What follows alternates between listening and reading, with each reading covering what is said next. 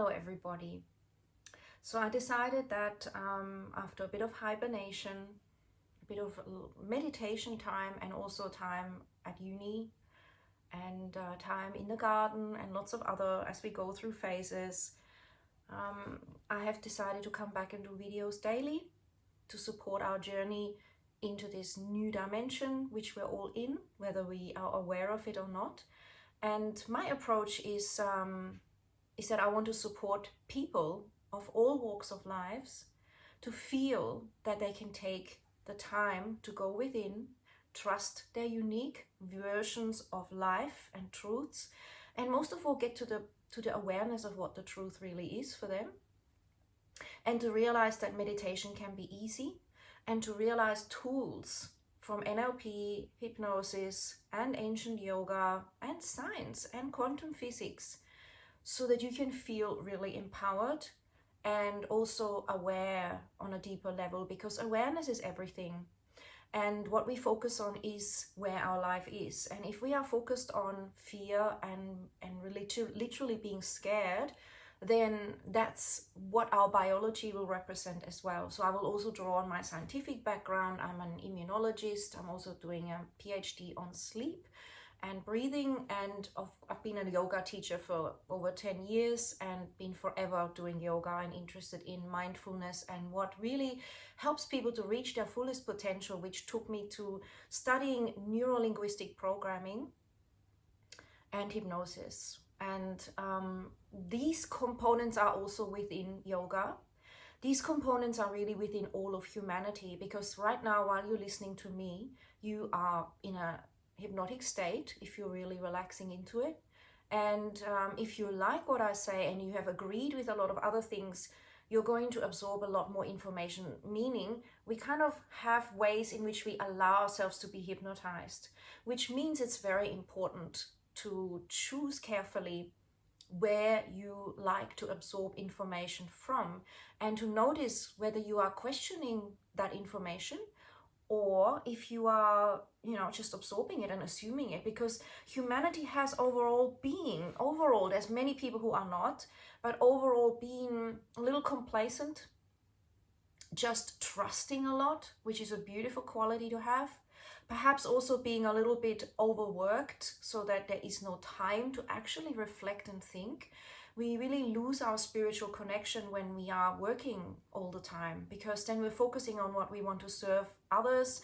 We are focusing on improving that, and also, of course, the things around that, which is paying the bills, either running a business, which is huge. It's all about, an internet presence, paying, insurances, being updated with your particular field, so that you are always having your updates done and you're registered with that board or with that organization.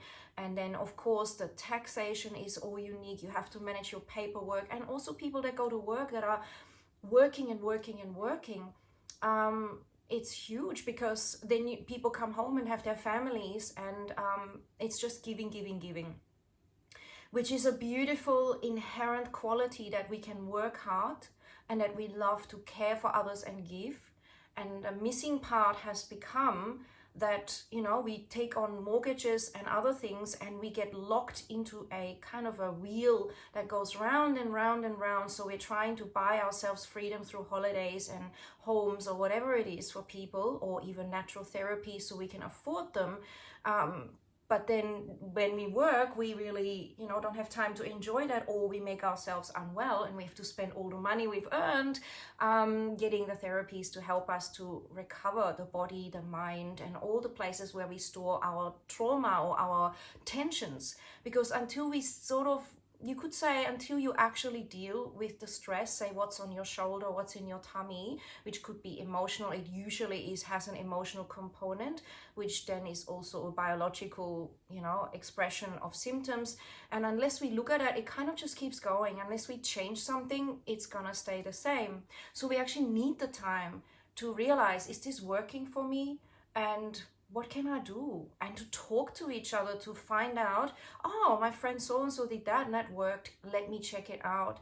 And amongst all this, finding what works for us, because we're all different, right? So what works for your friend over there may work for another friend and you, but it also may not work for another person. It might actually make them feel, you know, stressed, uncomfortable, and is not aligned with who they are, or their biology, or their spiritual space they're in, because we're all in different dimensional spaces when it comes to spirituality.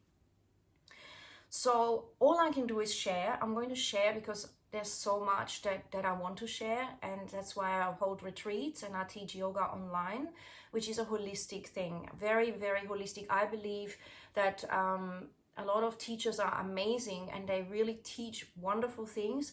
My passion is that I've really learned a lot through other teachers, through books, through direct experience. And I have always, from the start, even in my 20s when I taught about nutrition, I might have said that a bit quickly, I've always felt that yes, it's important to have this vitamin and that, and we need to have the sunlight, we need to have vitamin D, and we need to have zinc and everything. But I felt a lot of focus was around finding one path and cutting out other things, or, you know, focusing on one aspect, which is really very scientific and interesting. And as a scientist myself, I could see the purpose. But ultimately, what everything seems to come back to, and I feel this deeply in my yoga practice, in my women's clients, in my life, in everything, is looking at the bigger picture. The bigger picture with nutrition is, in my mind, holistic. Eat it as natural as it comes, because it was already delivered to you in the form of an apple, in the form of whatever you're having, as a package. And you can't replace this package. So now we are finding out that certain things work better with this and work that, and we needed digestive enzymes. Well, if we ate food that was fresh and that was really nurturing the body, we wouldn't have issues with digestive, you know, enzymes as much. And we would also realize that we don't need to take fiber and vitamin C. We have that whole thing, for example, in an apple. This is a basic example. I also feel that helping us move through this time, as the planet and humanity is moving from a 3D reality, which is very much around fear and control and all the things that we're so familiar with, being trapped amongst them in a money cycle, feeling separate from things, me versus you kind of stuff. As we are shifting, which is really what's happening, it's been predicted yogically in the ancient science of yoga and all those masters or seers, and it's also astrologically super, super obvious that we're going through a major shift, and the pivotal point being the 21st of December 2020. So I feel that this process also, for myself, from my perspective, is important to be really holistic.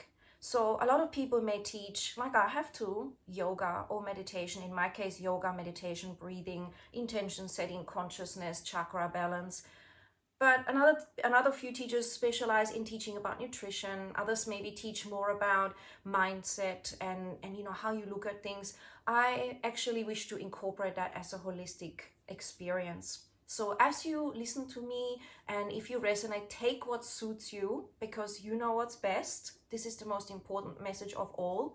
And then fly with that and feel what it's like. The primary goal is for you to feel good, and for you to notice how good it feels to feel good, and to honor that, using that as a guide for you. And my philosophy is that, you know, noticing who you hang out with, who you listen to, what is your inner talk, how do you hold your posture, what do you put into your body in regards with food, content, how is your sleep, how is your breathing, how's your capacity to meditate, to meet yourself and be still in yourself.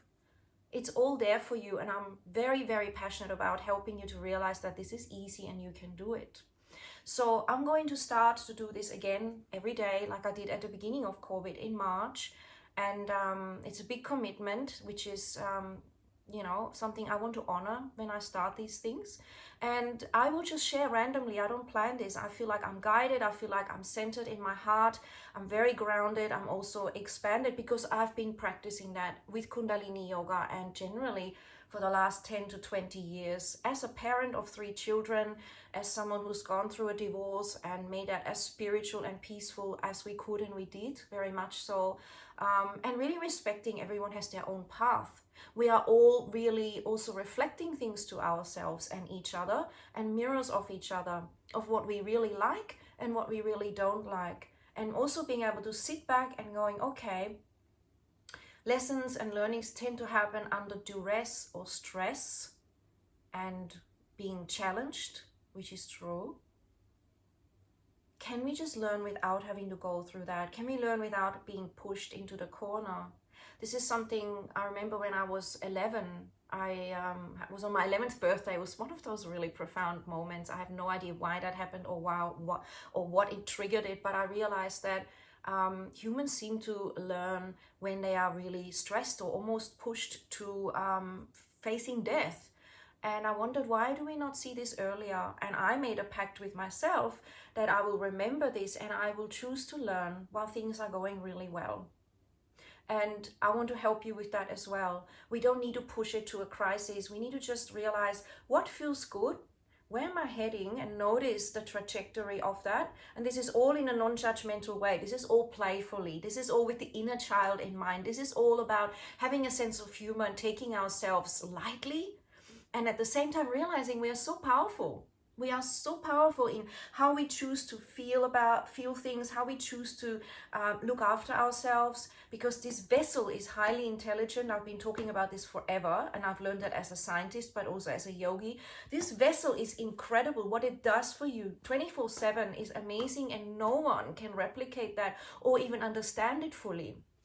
So therefore, honoring that with sleep and rest and meditation means you have your superpower come to life. And, your mind as well is powerful. You can program that, and you can unprogram most of all what has been programmed through society that doesn't suit you anymore, through the mainstream media, through the programs, because believe it or not, the people that want to influence society, they understand neuro-linguistic programming. They understand how to program a person and the psychology of it and the hypnosis and how to get people into a trance. Super fascinating. This knowledge has been around for a long, long time and has been used.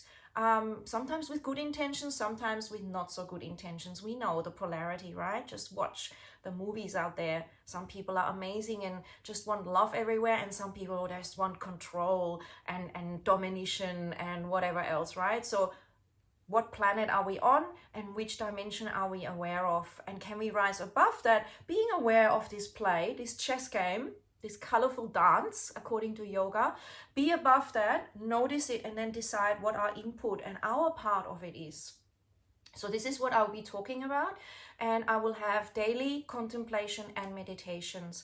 I believe that that's important. I don't want to be just a teacher or a meditation teacher or someone. I want to be able to draw, because I can, and I really feel pulled to do this, to the package of this is how the mind works. This is how you might feel, and that's why, and it's natural. And right now, let's transcend this, conquer it, feel it, release it, or embellish the positive aspects of it so that we can really own it. So we are programming ourselves, so we are super powerful.